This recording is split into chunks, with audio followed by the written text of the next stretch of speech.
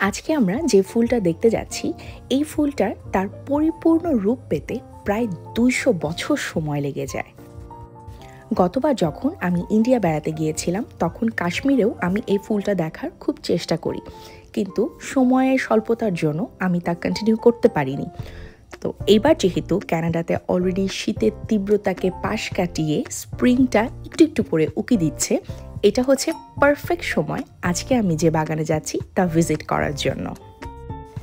বরাবরের মতোই পথে চলতে চলতে এবং বাগান দেখতে দেখতে আমি আপনাদেরকে আজকে এই ফুল সংক্রান্ত ছোট ছোট কিছু তথ্য দেওয়ার চেষ্টা করছি, যেটাকে এই ফুল সংক্রান্ত ফান ফ্যাক্টও বলা যেতে পারে। আজকে আমরা যে গার্ডেনটা ভিজিট করতে যাচ্ছি এটা হচ্ছে একটি টিউলিপ গার্ডেন। টিউলিপ সম্পর্কে মানুষের মনে সবচাইতে বড় যে ভুল ধারণাটা আছে তা হচ্ছে টিউলিপ নেদারল্যান্ডের ফুল। টিউলিপের উৎপত্তি স্থল মূলত সেন্ট্রাল এশিয়া বা মধ্য এশিয়া, বিশেষ করে কাজাখস্তানের পর্বত এবং তার আশপাশের অঞ্চল।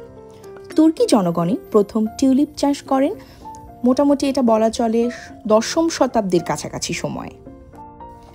অটোমান সাম্রাজ্যে টিউলিপ শক্তি এবং সম্পদের প্রতীক হয়ে ওঠে, এমনকি সুলতানরা তাদের পোশাকেও এগুলো ব্যবহার করে থাকতেন। টিউলিপ নামটি এসেছে তুর্কি শব্দ টারবান বা পাগড়ি থেকে, যা মূলত ফুলের আকৃতিকে নির্দেশ করে থাকে। এবার আসি টিউলিপ নেদারল্যান্ডে কবে গেল। ১৬শ শতাব্দীতে মূলত কূটনৈতিক এবং উদ্ভিদবিদদের প্রচেষ্টার মাধ্যমে ইউরোপে সর্বপ্রথম টিউলিপের প্রচলন শুরু হয়। এই সময়টাতে নেদারল্যান্ডস টিউলিপ চাষ এবং বাণিজ্যের একটি প্রধান কেন্দ্র হয়ে ওঠে, যার ফলে ১৭শ শতকে টিউলিপ ম্যানিয়া নামে একটি সময়ই শুরু হয়ে যায়, যেখানে টিউলিপ বাল্বগুলো অর্থাৎ টিউলিপের যে বিচিগুলো থাকে, বীজ যেটাকে বলা যায়, তা অত্যাধিক দামে বিক্রি হতো। টিউলিপ মৌসুম সাধারণত মার্চের শেষ থেকে মে মাসের মাঝামাঝি সময় পড়ে এবং এপ্রিলের মাঝামাঝি সময়ে ফুল ফোটার সর্বোচ্চ সময়কাল দেখা যায়। আবহাওয়া এবং টিউলিপের নির্দিষ্ট জাতের উপর নির্ভর করে সঠিক সময়টা কিছুটা পরিবর্তিত হতে পারে। একটি বাগানে টিউলিপ ১ থেকে ৩ সপ্তাহের মধ্যে ফোটে, তবে ওই যে আবারও আবহাওয়া এবং অন্যান্য কারণে এর সময়টা কিছুটা কিন্তু কম বেশি হয়ে থাকে। টিউলিপে আলোকট্রপিক বৈশিষ্ট্য লক্ষ্য করা যায়। আলোকট্রপিক হলো একটি উদ্ভিদ কিভাবে আলোর প্রতি প্রতিক্রিয়া দেখায় এটা একটা বৈজ্ঞানিক পরিভাষা, অর্থাৎ টিউলিপ আলোক উৎসের দিকে বৃদ্ধি পায় এবং বাঁক নেয়। আমার মনে হচ্ছে কিছুটা সানফ্লাওয়ারের মতো। যেমনটা শুরুতেই বলেছিলাম, একটি টিউলিপ গাছ প্রায় ২০০ বছরের মধ্যে তার পূর্ণ আকারে পৌঁছায়। টিউলিপ প্রাকৃতিকভাবেই বহু বর্ষজীবী, অর্থাৎ তারা বছরের পর বছর একই গাছে ফিরে আসে। মজার ব্যাপার হচ্ছে, বাগান থেকে তুলে আনার পরেও টিউলিপ ফুলদানিতে ৩ থেকে ৭ দিন পর্যন্ত বাড়তে পারে। সাধারণত টিউলিপ ফুল বলতে আমরা যে একটি মাত্র ফুলের অবয়বকে বুঝে থাকি, যার স্থায়িত্বকাল অনেক কম। আপনারা জেনে অবাক হবেন, পৃথিবীতে ৩,০০০টিরও বেশি প্রজাতির টিউলিপ রয়েছে।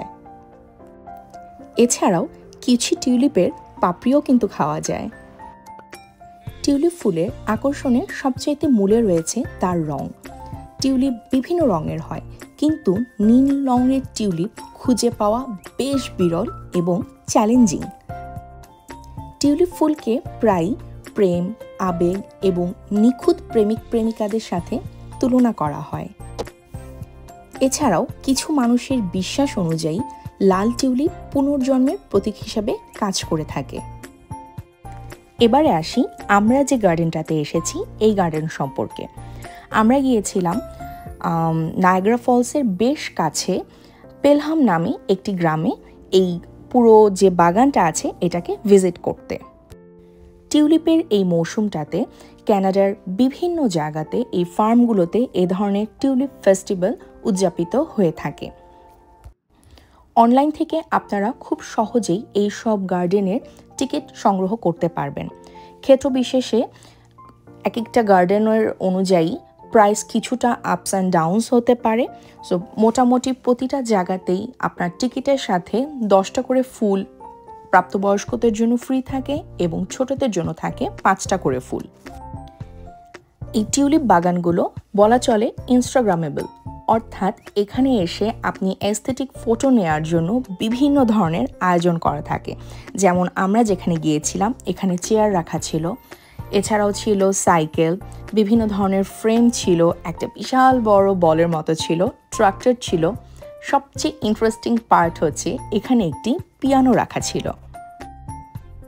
সারাদিন ঘুরে আপনি যখন ক্লান্ত হয়ে যাবেন এখানে বসার জায়গার পাশাপাশি ওয়াশরুমেরও ব্যবস্থা ছিল, অর্থাৎ আপনি একটি পুরো দিন পিকনিকের মতো করে কাটাবেন তার সম্পূর্ণ ব্যবস্থা এখানে করা আছে।